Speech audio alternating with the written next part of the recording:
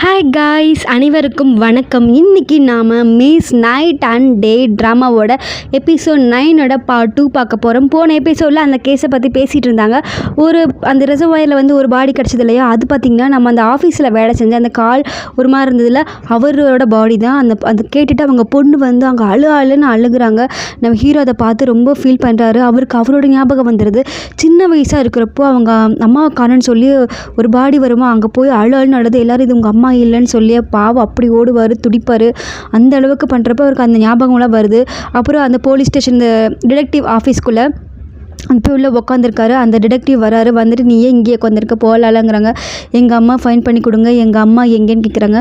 அவங்க காணாமல் போயிட்டாங்க, ஃபைன் பண்ணி தர. அது உங்கள் அம்மா, இந்த பாடி அவங்க அம்மா இல்லை அப்படின்னு சொல்கிறாங்க. ஒருவேளை அந்த பாடி அவங்க அம்மா இல்லைன்னா ஒருவேளை அந்த ஆண்டியாக இருக்கும்னு நினைக்கிறேன், அந்த ஹீரோயினோட ஆண்டியாக இருக்கும்னு நினைக்கிறேன். அப்புறம் அவங்களுக்கு காசு கொடுத்துட்டு மேலே அந்த குளிர்க்கு ஜக்கின்லாம் போட்டுவிட்டு கண்டிப்பாக கண்டுபிடிச்சிடலாம், நீ இப்போ ஏதாவது சாப்பிடுன்னு சொல்கிறாங்க. அதெல்லாம் நினைக்கும் பொழுது ஹீரோக்கு அவ்வளவு கஷ்டமாக இருக்குது.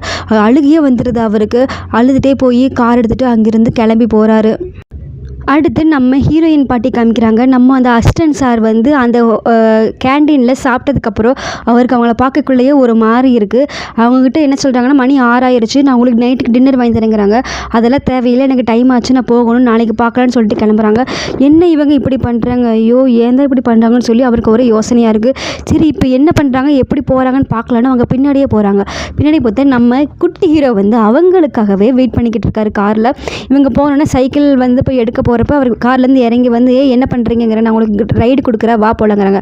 அதெல்லாம் தேவையில்லை, நல்லா தான் இருக்கேன், நான் சைக்கிள்லேயே போய்க்கிறேன்ப்பா, அதெல்லாம் வேண்டாம், இப்போ நீ இப்படிலாம் ஓவராக போயிட்டு இருந்த அப்படின்னா உன்னோட போன் என்னத்துக்காகிறது, நீ போனே உடஞ்சி போயிடும் அப்படிங்கிறாங்க. எனக்குலாம் எந்த பிரச்சனையும் இல்லைங்கிற. கம்முன்னு வாப்பா, நான் கூப்பிட்டு போகிறேன்னு சொல்லி அப்படியே ஷோல்டரில் குத்துறாங்க விளையாட்டுக்கு. அதெல்லாம் முடியாது, நீ என் கூட தான் வந்தாங்கன்னு, இன்றைக்கி நான் கூட்டிகிட்டு தான் போவேங்கிறாங்க.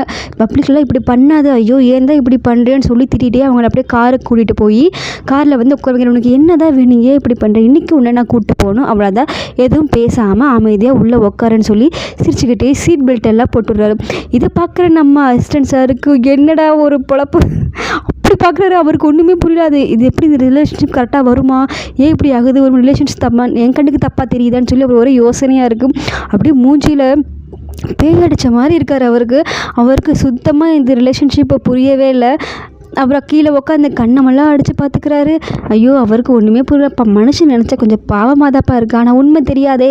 காரில் போயிட்டுருக்காங்க நம்ம ஹீரோயின் பாட்டி. அவங்க நேற்று நடந்ததே யோசிச்சுட்ருக்காங்க. அந்த தண்ணி அடிக்கிற பாரில் ஹீரோவோட கை ஒட்டி உரசு அதை நினச்சிட்ருக்காங்க.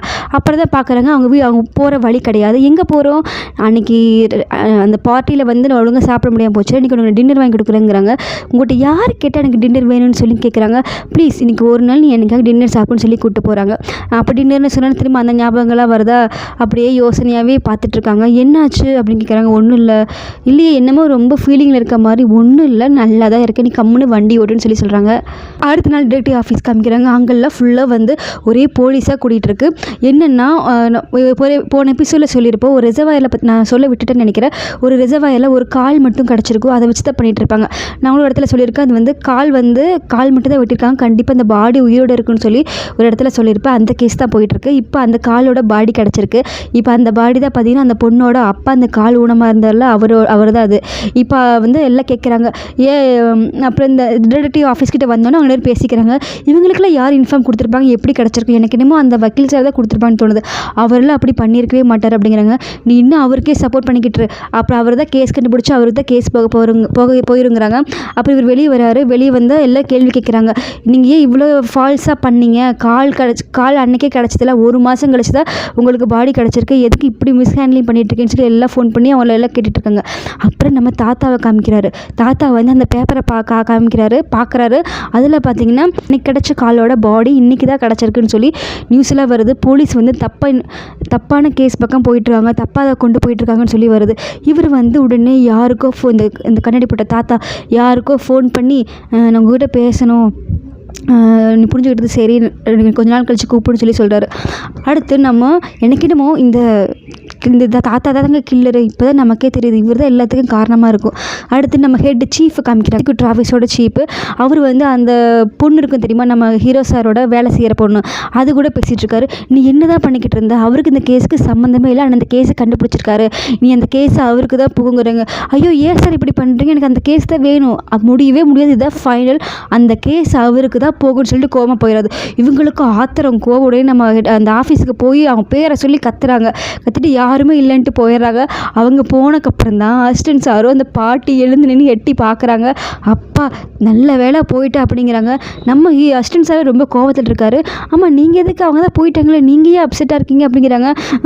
எம்பையருக்கு வந்து கழுத காது அப்படின்னு சொல்லி கத்துறாங்க. இப்போ நான் சொல்கிறது உங்களுக்கு புரியல தானே, எங்கிட்ட கேட்காதீங்க, எதுவுமே சரிப்பட்டு வர்றதுனால சொல்லாமல் அமைதியாக வாய் மூடிட்டு இருக்கேன், எங்கிட்ட எதுவுமே கேட்காதீங்கன்னு சொல்லி கோமா கத்திடுறாரு. நம்ம பாட்டி பாவ கத்துனதில் கீழே போய் விழுந்து சேலை அடித்து பதறி எழுந்து உட்காருது. ஐயோ இவருக்கு என்னாச்சுன்னு தெரியலையே, ஒருவேளை பேய் பிடிச்சிருச்சான்னு அவங்களா இது ஏற்றுக்க முடியாமல் அப்படியே தலையில் கை வச்சு உட்காந்துருக்காங்க. அப்போ நம்ம பாட்டி வெளியே போகிறப்போ யோசிச்சுட்டு போகிறாங்க, இவருக்கு ரொம்ப ஸ்ட்ரெஸ் ஆகிடுச்சு போல, அதனால தான் இப்படி பண்ணிகிட்ருக்காங்க அப்படிங்கிறாங்க. அப்புறம் லிஃப்ட்டுக்கிட்ட எல்லோரும் வந்து அந்த கேஸ் பற்றி பேசிகிட்டு இருக்காங்க.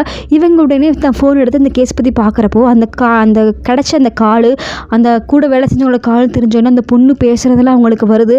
அவங்களுக்கு உடனே சோகமாக இருக்குது, ஒரு மாதிரி சேடாயிறாங்க. என்ன பண்ணுன்னு தெரியாமல் யோசிச்சுக்கிட்டு இருக்காங்க நம்ம பாட்டி. நம்ம ஹீரோ சார் அடுத்து நம்ம ஹீரோ சாரை காமிக்கிறாங்க.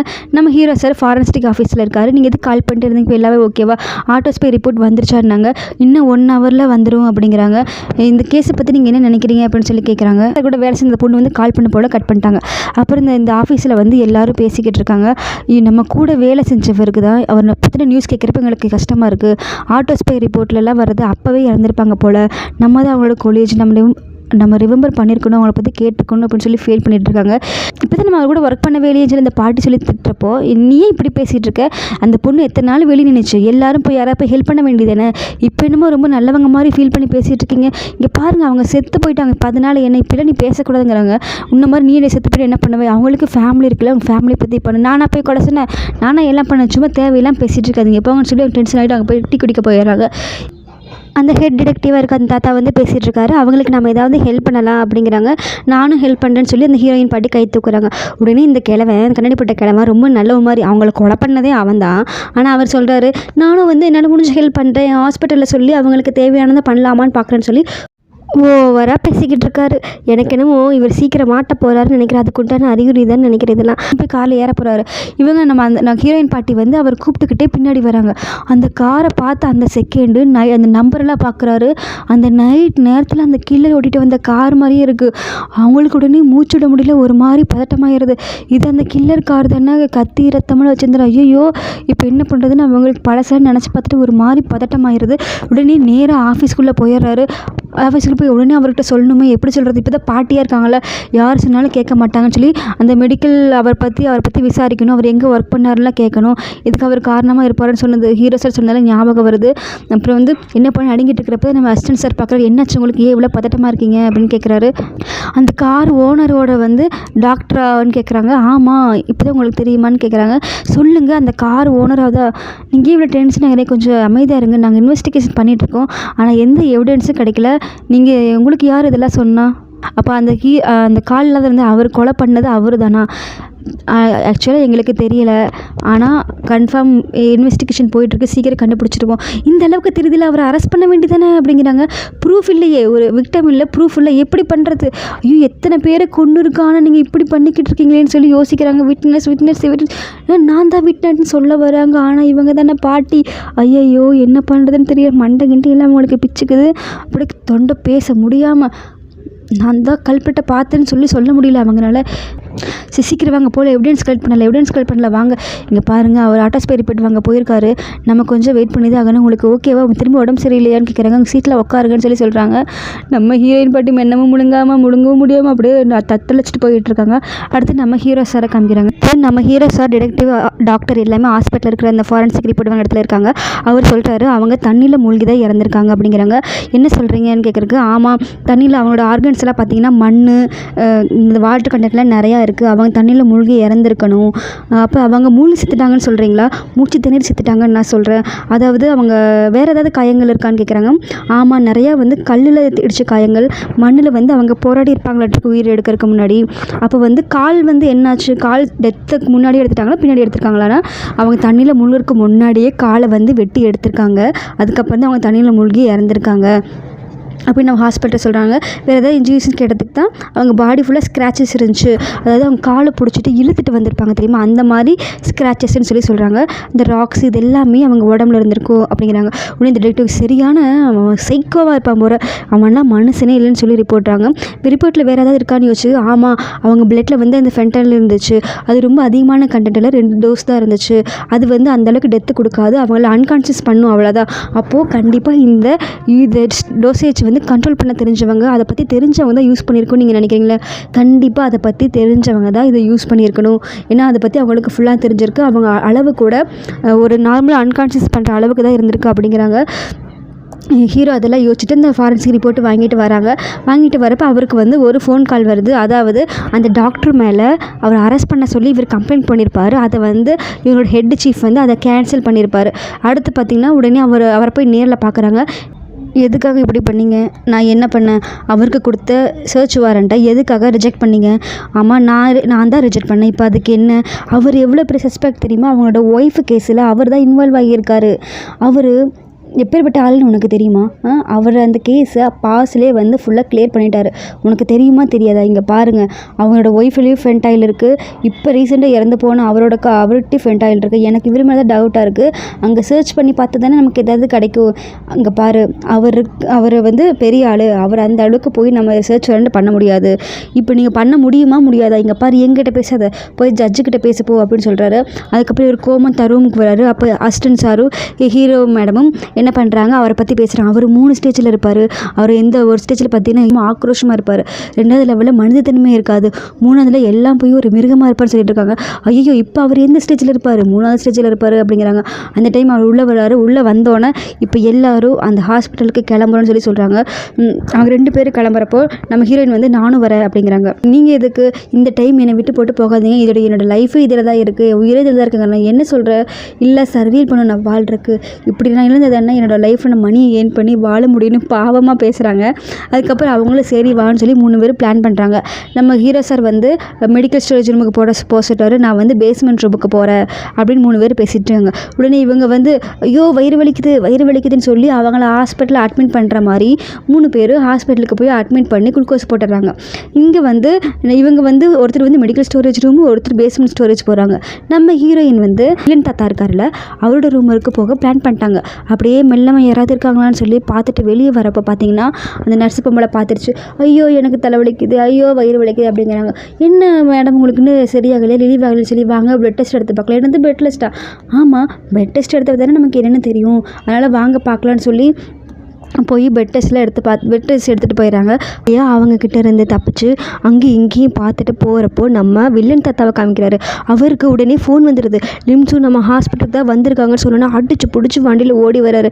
நீ ஏன் ஹாஸ்பிட்டலே வந்திருக்கியா, உன்னை என்ன பண்ணுற பாருன்னு நினச்சி அவர் வண்டியில் வந்துட்டுருக்காரு. உள்ளே வந்து ஹாஸ்பிட்டலில் வந்து அவங்க அட்மிட் பண்ணியிருக்க இடத்த போய் பார்த்தா நம்ம ஹீரோயினை காணோம். அவங்க ஆல்ரெடி அங்கேருந்து தப்பிச்சு போயிட்டாங்களே. உடனே அங்கே இருக்க சிசிடிவிக்கெலாம் ஃபோன் பண்ணி அவங்க எங்கே இருக்கான்னு பார்க்க சொல்லி எல்லா பக்கமும் தேடுறாங்க. நம்ம ஹீரோயின் லிஃப்ட்டுக்குள்ளே போகிறது மட்டும் தான் தெரியுது, லிஃப்ட்லேருந்து வரது தெரியல. லிஃப்ட்டுக்குள்ளேருந்து வெளியே வந்து அவங்க சிஇஓ இருக்க அறைக்கிட்ட சிசிடிவியில் போல அப்படியே மெல்ல வராங்க. மெல்ல வந்து அந்த ரூமுக்குள்ளேருந்து ஒரு பொண்ணு வெளியே போகிறது. வெளியே வந்துட்டு இவங்க நேராக அந்த ரூமுக்குள்ளே போயிடுறாங்க. போய் எல்லா இடங்களையும் சர்ச் பண்ணுறாங்க. அவங்க ரேக்கு ட்ராவ் ஏதாவது எவிடன்ஸ் கிடைக்குமா, ட்ராவெல்லாம் திறந்து ஓப்பன் பண்ணி பார்க்குறப்போ ஒன்றுமே கிடைக்கல. திடீர்னு நம்மளோட வில்லன் சாரோட வாய்ஸ் கேட்குது. ஒரு வந்துட்டாருன்னு சொல்லி பயப்படுறாங்க. வில்லன் சார் எல்லா பக்கம் தேடிட்டு கடைசி தன்னை ரூமுக்கு வந்துருப்பாரு சொல்லி இங்கே வராரு. வெளியே அந்த பொண்ணு உட்காந்துருக்காங்காட்டி சரி உள்ளே போகிறதுக்கு சான்ஸ் இருக்காதுன்னு சொல்லி அந்த பொண்ணுக்கிட்ட பேசிகிட்டு இருக்காங்க. இவர் திறந்து அப்புறம் ரூமுக்குள்ளேருந்து ஒரு சவுண்ட் கேட்குது. ஒருவேளை அங்கே இருப்பாள்னு சொல்லிட்டு இவர் கதவை திறந்து நேராக போகிறாரு. பார்த்தா நம்ம ஹீரோயின் இல்லை, எங்கேயோ போய் ஒழிஞ்சுக்கிட்டாங்க. இவர் நேராக போய் என்ன பண்ணுறாரு, அந்த டெஸ்க் அடியில் குமிஞ்சு பார்க்குறாரு, அங்கே இல்லை. இன்னொரு ரூமை திறந்து பார்க்குறாரு, அங்கே இல்லை. இன்னொரு ரூமை திறக்க போகிறப்ப பார்த்தா நம்ம ஹீரோயின் அங்கே தான் இருக்காங்க. கையில் ஒரு கண்ணாடியை வச்சுக்கிட்டு அவர் அடிக்கிறதுக்கு ரெடியாக இருக்காங்க. போய் கதவுக்கு பின்னாடி ஒழிஞ்சுக்கிறாங்க. அவர் அப்படியே மெல்லமாக திறந்து பார்க்குறாரு. ஒரு டாக்டர் பண்ணி ஓடி வருது. சார் நீங்கள் கேட்ட லிம்சனோட பிளட் டெஸ்ட் ரிப்போர்ட் வந்துருச்சு, இந்தாங்கன்னு சொல்லி கொடுத்துட்டு அவங்க போயிடுறாங்க. அதில் பார்த்தா இவனோட பிளட் டெஸ்ட் வந்து ஓ பாசிட்டிவ்னு காமிக்குது. இவருக்கு உடனே ஆச்சரியம் வச்சு ஓ பாசிட்டிவ்னு சொல்லி வேகமாக ஓடி போய் அதோட டேபிள் எடுத்து திறந்து பார்க்குறாரு. அதில் ஒரு ஃபைல் இருக்குது. அது எடுத்து பார்த்தா அது லிம்சோன் ஃபைல் தான். ரெண்டையும் பண்ணி வச்சு பார்த்தா அது ஏ பாசிட்டிவ். இவங்களோடது ஓ பாசிட்டிவ், அந்த பழைய லிம்சனோடது ஏ பாசிட்டிவ். இது எப்படி இருக்குது? லிம்சோன் நீ யார் அப்படின்னு சொல்லி அந்த லிம்சோன் நினச்சிட்டு அவர் கேள்வி கேட்குறாரு. இங்கே இருக்கிற நம்ம ஹீரோயின் பாட்டிக்கும் அவர் கேட்குறது நல்லாவே தெரியுது. ரெண்டு பேரும் இவங்க இந்த சைடு அவங்க அந்த சைடு, நடுவில் ஒரே ஒரு கதவு தான். அதோடு ஸ்டாப் ஆகுதுங்க இந்த எபிசோட். மக்களே எல்லாரும் பார்க்குறீங்க, எல்லாருக்கும் பிடிச்சிருக்குன்னு நினைக்கிறேன். கண்டிப்பாக சப்ஸ்கிரைப் பண்ணி